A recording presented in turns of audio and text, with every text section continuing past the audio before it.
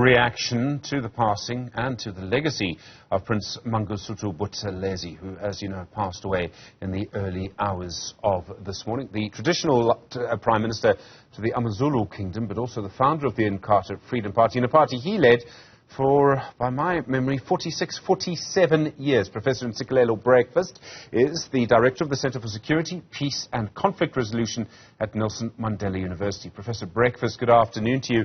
If you look at the history of Prince Buthelezi all the way back to, I suppose, the 1960s, you can see his mark on our history, the impact of Prince Buthelezi. There are very few people who played such a role for so long in our politics. Yes, Stephen is one of the people who contributed to liberation struggle. He contributed to the democratic architecture that we have at the moment. He joined, I think, the ANC Youth League at a tender age during the 40s with people like former President Mandela, Oliver Tambo, Sisulu. The list is endless. And also in the 70s, I think, to be more specific, in 1975, formed the Inkatha as a cultural movement, which rose to prominence to become a political party, I think, in the early 90s. But at the same time, I mean, I'm well aware about, you know, the critique that others offer with regard to his contribution. But my view is that I think in honor of his legacy and also in honor of his contribution, I think invoking polemics at the moment will divide the country and will take us nowhere. So I think in honor of what he has done, we need to build upon what he has done and take the country forward. One of the questions, of course, is if you look at some of the things that, some of the disputes, some of the difficulties he was involved in, do you think that we now are likely to have another debate about what happened during that time, about what happened during the 1990s? Or do you think we'll actually rather focus on the future? Maybe I should put it another way. How important is it that we manage any debates about his legacy very carefully? I think we've got to take the good with the bad. You know, I think none of us is perfect. I would rather focus on the strong points of Umntwana and, you know, try to see if as South Africans we're going to find ways and means of using his legacy to consolidate our democracy and, you know, take the country forward, put the country on the map. One of the strange things about, one of the important things about him was his simple longevity, the fact that he was able to play such a big role for such a long time. During the apartheid era, I mean, he was an international figure. It's easy to forget this. He was sort of an international figure during the apartheid era because Western governments used to speak to him. They preferred him to the ANC. They saw the ANC as communist at the time. They preferred Prince Buthelezi. So people like Margaret Thatcher, who did not like sanctions against apartheid South Africa, she would speak to him, so would others. You had him as the Prime Minister of KwaZulu. Then you also had his role, I mean, it's an amazing story, but he was President of South Africa, acting President of Democratic South Africa, when we invaded Lesotho to restore democracy there. I mean, very few people were able to have such a big role at different times. Yes, Stephen, he contributed to the liberation struggle. I see him as a freedom fighter, but also contributed to the building of our democracy. And of course, I mean, I know the incident that you are referring to in 1998, whereby the NDF invaded Lesotho. But I know what had happened. I think both the president of the country then and the deputy president were out of the country. And of course, you know, that's another a controversy that one can talk about when talking about Umntwana. But I think his legacy will never be forgotten in the body politic of this country. It's interesting to look at the Inkatha Freedom Party now. In some ways created in his own image. And, Professor, I mean, it's not the only political party that's been created sort of in the image of the leader. There are others that I could mention. How important was he to the IFP? Was he Inkatha? Was Inkatha him? He was the embodiment of that political party. I think some people, because they sort of like respected him, they saw him as a political Moses, to the extent that they only saw him as the person who can lead the party. But, you know, unfortunately, Stephen, leaders, they come and go. I think maybe he stepped down too late. Of course, I mean, he made a massive contribution to Inkatha Freedom Party. But maybe it was too late when he stepped down, because there have been controversies in the party. For instance, I know of the incident where some party members, they wore T-shirts with the face of the current president.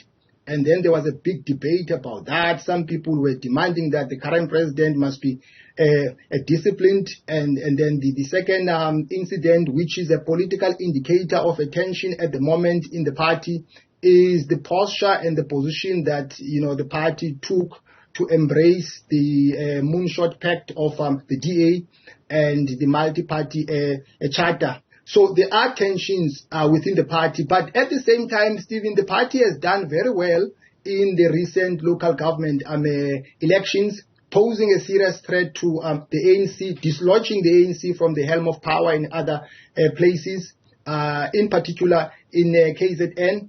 And of course, the possibility that the IFP might remove the ANC from power in the upcoming general elections is not something which is impossible. But the threat to the IFP, it comes from within the party. I don't think that there is a threat which comes from outside. So I think the question that we must grapple with is to whether, now that Mntwana has passed away, the conflicts within the party, are they going to be managed, or are they going to be worse?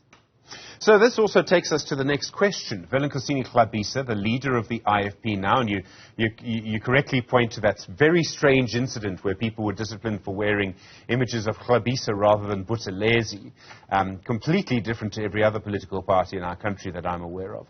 Do you think Hlabisa may now have a chance to mold the IFP in his own image?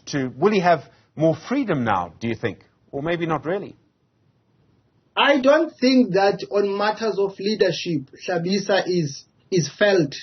I don't think that he is respected by all and sundry, and that poses a threat to his leadership and also poses a threat to the stability of the party. I mean, if the rank and file of the party can demand that the president must be subjected to a DC because of members of the party who wore T-shirts with his face, it begs the question about how long is he going to hold on to power. It looks as if he can be removed from power at any time. So I think the question still stands, you know, are the conflicts going to escalate, or is he going to be able to quell the storm?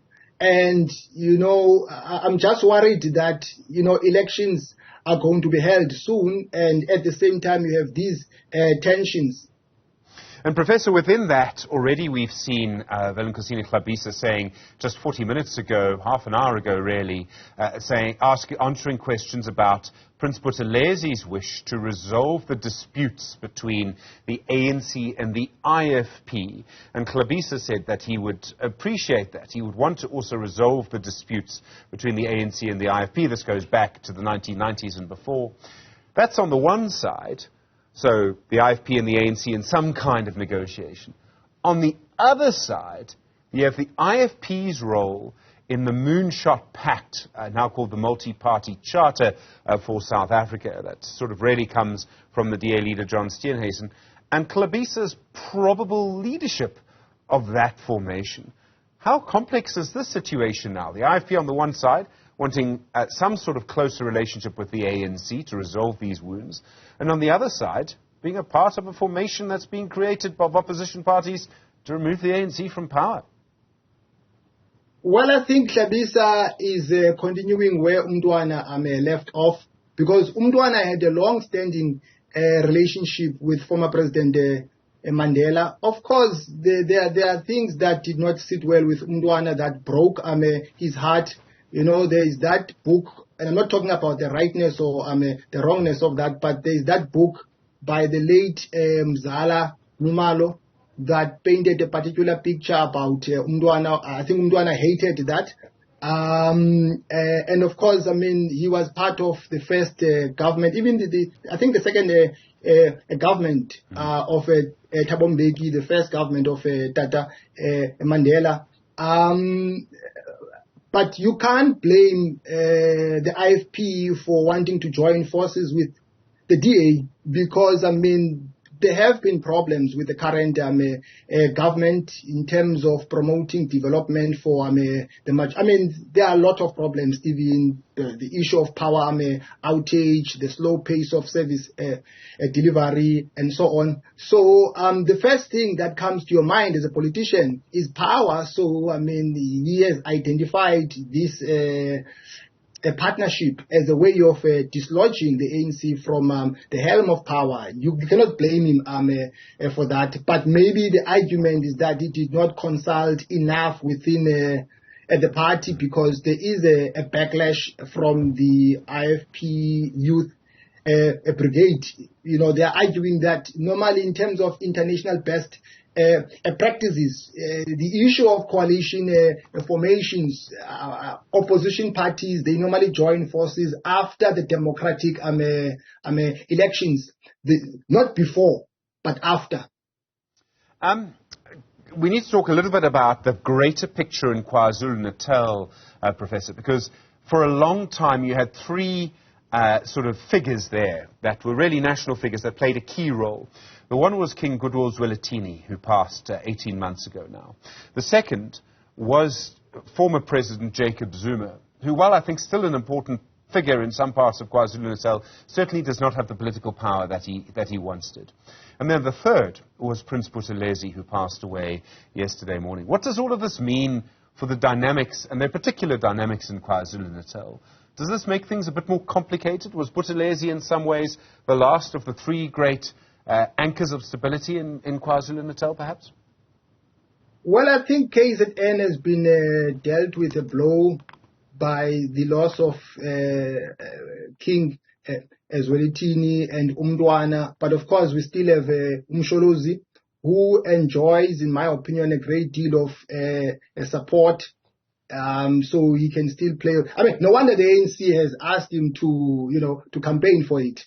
But of course, you have a generation of leaders of the IFP and also leaders of the ANC. Sometimes they can be very, abrasive. Either way. But yeah, let's see how it goes. But I think that province is very close to the heart of the ruling party. I think the ANC does have an interest in terms of how it performs there in the upcoming general elections. Professor Ntsikelelo Breakfast, thank you. Director at the Center for Peace, for Security, Peace and Conflict Resolution at Nelson Mandela University.